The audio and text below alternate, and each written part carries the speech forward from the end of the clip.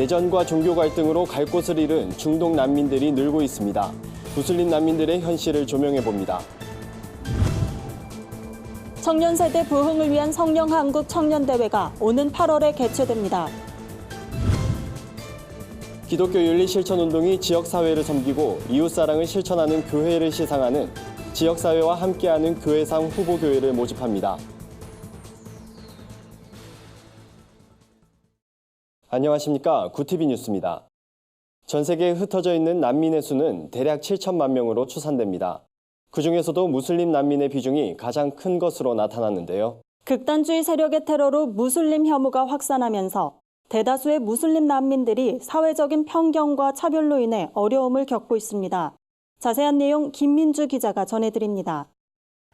6월 20일은 난민에 대한 관심과 보호를 촉구하기 위해 유엔이 지정한 세계 난민의 날입니다. 유엔에 따르면 최근 5년 새 난민이 가장 많이 발생한 국가는 중동과 아프리카로 전 세계 난민의 82%를 차지하고 있습니다. 시리아의 경우 난민 수가 6년 연속 가파르게 상승해 현재 600만 명에 달합니다. 고국을 떠나는 난민들은 공포와 두려움, 무력감과 같은 심리적인 스트레스를 겪습니다. 생계 유지에 대한 걱정과 타국 생활에서 오는 소외감으로 힘들어하는 경우도 많습니다. 일선에서 난민을 돕는 구호단체들은 중동 난민들이 상상을 초월하는 어려움에 처해 있다고 말합니다. 때문에 난민들은 불법으로 일하거나 일용직과 같은 불안정한 직업으로 생계를 근근히 유지하고 있는데요. 또한 가정의 생계에 대한 부담이 난민 청소년들에게 있어서 12세에서 17세 청소년들은 저임금을 받으며 노동을 착취당하고 있습니다. 무슬림 난민들의 경우 특히 경계의 대상이 되고 있습니다. 이슬람 극단주의 세력의 테러가 잇따라 발생하면서 무슬림 포비아가 확산하고 있기 때문입니다. 이에 마치 모든 무슬림 난민이 테러리스트인 것처럼 편견을 갖는 건 바람직하지 못하다는 지적도 나옵니다. 객관적으로 본다고 할 때에 예를 들어서 IS와 같은 테러리스트들이 있을 수 있고 하는 그런 것도 봐야 됩니다. 사실 무슬림도 하나님의 형상입니다. 두려움보다는 정말 그들의 고통을 아파하는 사람의 마음으로 적극적으로 나가는 것이. 전문가들은 전쟁, 재난, 경제 위기의 여파로 앞으로 세계 난민의 수가 더 많아질 것으로 보고 있습니다. 정부는 국내에도 난민 유입이 늘어 3년 뒤엔 12만 명이 난민 신청을 할 것이라고 예상했습니다. 난민은 더 이상 남의 나라 얘기가 아니라 모두가 해결해야 할 시대적 과제로 떠오르고 있습니다. 난민에 대한 혐오와 편견을 버리고 교회가 할 수 있는 역할을 고민해야 할 때입니다. 구티비 뉴스 김민주입니다. 취업과 결혼에 대한 고민으로 불안한 시대를 살고 있는 청년들. 이들의 영적 부흥을 위한 은혜의 장이 마련됩니다. 오는 8월에 열리는 2019 성령한국 청년대회는 다양한 프로그램을 통해 도전과 회복의 자리가 될 것으로 기대됩니다. 성령한국 청년대회가 오는 8월 31일 오후 4시 잠실 실내체육관에서 개최됩니다. 필인이란 주제로 열리는 성령한국 청년대회는 만남, 비움과 채움, 보내심 등 4가지 테마로 구성됩니다. 이번 대회는 한국 CCC 대표 박성민 목사, 순회선교단 대표 김용희 선교사, 온누리교회 이재훈 목사와 광림교회 김정성 목사가 강사로 나섭니다. 특히 대회에 앞서 연합찬양팀인 성령한국 300연합콰이어를 비롯해 연합기도회, 순회기도회 등 3개의 프로젝트를 구상하고 예배의 부흥을 도모한다는 계획입니다.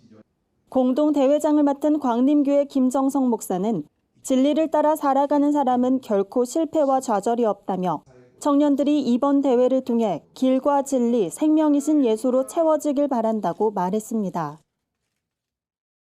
기독교 윤리 실천 운동 사회복지위원회가 2019년 지역사회와 함께하는 교회상 후보교회를 모집합니다. 지역사회를 섬기고 하나님 나라를 위해 이웃사랑을 실천하는 교회라면 신청 가능합니다. 위원회는 하나님 나라를 위해 헌신하는 교회를 발굴하고 한국교회의 신뢰성을 회복하기 위해 지역사회와 함께하는 교회상을 개최한다고 밝혔습니다.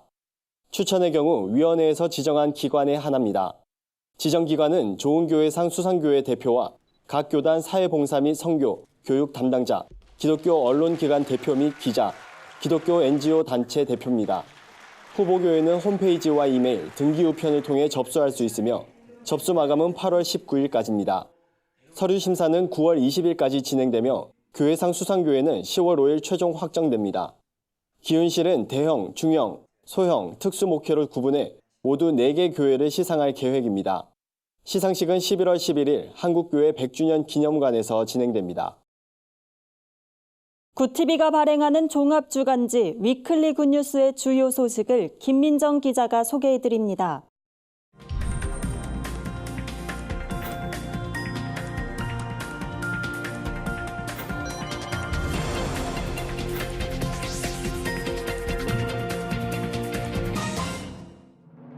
이번 주 주요 뉴스 브리핑입니다. 우리나라 남자축구팀이 국제축구연맹 UEC 월드컵에서 준우승을 차지하며 한국 축구의 새 역사를 썼습니다. 이번 대회의 의미와 남은 과제는 무엇인지 살펴봅니다. 화병이나 대상포진, 통풍과 같은 노인성 질환을 앓는 젊은 세대가 급증하고 있다는 소식입니다. 스트레스로 인한 10대들의 정신질환도 늘고 있어 각별한 주의가 요구됩니다. 한국 여성이 자녀 양육에 느끼는 부담이 일본 여성보다 2배가량 큰 것으로 나타났습니다. 성평등한 사회에 대한 기대는 높지만 결혼과 자녀 양육에 대한 부담은 상대적으로 컸는데요. 자세한 내용 전해드립니다. 국내외 빈곤아동과 어려운 청소년들을 돕고 있는 매그너스 의료재단 손희섭 이사장을 만났습니다. 정정용 감독이 이끄는 태극전사들이 한국 축구의 새 역사를 썼습니다. 국제축구연맹 UEC 월드컵에서 우리나라 남자축구팀은 준우승이라는 역대 최고의 성적을 올렸습니다. 이강인 선수를 제외하고는 이렇다 할 스타 플레이어가 없어 골짜기 세대, 낀 세대라 불렸던 선수들이지만 이번 대회에선 황금 세대란 호칭이 아깝지 않을 정도로 맹활약을 보여줬습니다. 선수들의 고른 활약과 더불어 정정용 감독의 리더십과 팀워크도 빛났다는 평가입니다. 이른바 인생 대회를 치른 우리 선수들, 이제 U23 대표팀과 A 대표팀 주역으로 성장해야 하는 과제를 안게 됐는데요. 이번 대회를 발판 삼아 세계적인 선수들로 성장해 가길 기대해봅니다. 화병이나 대상포진, 당뇨병, 통풍과 같은 노인성 질환을 앓는 젊은 세대가 크게 늘고 있습니다. 특히 화병의 경우 30대 이하 연령대에서 빠르게 늘고 있다는 소식입니다. 건강보험심사평가원에 따르면 30대 이하 화병 환자는 최근 5년 새 58% 가까이 증가했습니다. 이 가운데 10대 환자는 2배 이상 늘었습니다. 취업과 결혼 등으로 인한 과도한 스트레스가 주된 원인으로 꼽히는데요. 전문가들은 정신건강관리를 위해 운동을 규칙적으로 할 것을 조언했습니다. 10대들의 경우는 의무적인 정기상담도 고려해야 한다는 의견입니다. 우리 주변의 선한 이웃과 가슴 따뜻한 삶의 현장을 소개하는 굿뉴스입니다. 매그너스 의료재단 손희섭 이사장은 재활요양병원을 운영하면서 국내외 어린이와 청소년들을 돕는 데 앞장서고 있습니다. 오랜 기간 소년, 소녀 가장과 한부모 가정 청소년들을 도우며 든든한 멘토가 돼주고 있는데요. 동남아 국가 빈곤아동에게 옥수수빵을 지급하고 무료 진료 서비스도 하고 있습니다. 열악한 환경의 청소년들이 희망을 잃지 않고 스스로 일어서게 하고 싶다는 손 이사장의 바람이 선한 영향력으로 결실을 맺게 되길 기대해봅니다. 최근 교계단체들에서 같은 주제의 설문조사가 잇따라 발표됐습니다. 기독교인의 혐오에 관한 것이었는데요. 조사 결과 개신교인이 타종교인에 비해 동성애자에 대한 혐오 정도가 매우 높은 것으로 나타났습니다. 동성애가 하나님의 창조 질서에 어긋난다는 것은 명백한 사실입니다. 하지만 신앙을 명분으로 혐오 표현을 정당화하는 것은 경계해야 할 것입니다. 교회가 동성애자를 어떻게 대해야 할지 진지한 고민이 필요한 때입니다. 지금까지 위클리 뉴스 브리핑이었습니다. 오늘의 사회 이슈를 조유현 기자가 종합해드립니다. 오늘의 이슈 포커스입니다. 애플이 미중 무역 분쟁으로 중국 내 생산 시설을 최대 30%까지 동남아시아 지역으로 이전하는 방안을 검토 중입니다. 애플은 중국의 생산을 크게 의존하는 것의 위험성이 점점 커지고 있다고 판단한 것으로 보입니다. 중국을 대신할 새 생산 공장 후보로는 인도, 베트남, 인도네시아, 말레이시아 등이 거론되고 있습니다. 특히 스마트폰 공장 입지로는 인도와 베트남이 최적의 후보지로 물망에 올랐습니다. 애플의 이번 결정은 미중 간 무역 분쟁에 따른 것이지만 무역 합의가 이뤄지더라도 결정은 번복하지 않을 것으로 알려졌습니다. 여호와의 증인 신도 중 양심적 병역 거부자가 인명을 사살하는 온라인 게임을 한 기록이 나왔지만 무죄를 선고받아 논란이 되고 있습니다. 앞서 항소심 재판부는 진정한 양심에 따른 병역 거부라면 병역법 88조 제1항에 정당한 사유에 해당한다고 판시했습니다. 그러나 박 씨가 인명 사살 게임에 접속한 기록이 드러나면서 종교적 신념에 따른 양심적 병역 거부 주장의 신빙성에 의문이 제기됐습니다. 하지만 재판부는 해당 게임 접속 횟수나 시간을 보면 종교적 신념이 진실하지 않다고 보기 어렵다고 결론 내렸습니다. 정부가 북한의 식량난을 돕기 위해 세계 식량 계획 WFP를 통해 국내산 쌀 5만 톤을 보내기로 했습니다. 정부가 국제기구를 통해 북한의 국내산 쌀을 지원하는 것은 이번이 처음이며 대북 쌀 지원은 2010년 이후 9년 만입니다. 북한의 식량 사정이 최근 10년 사이 최악이라는 조사 결과가 나온 후 본격적인 대북 식량 지원 검토가 이뤄진 것으로 보입니다.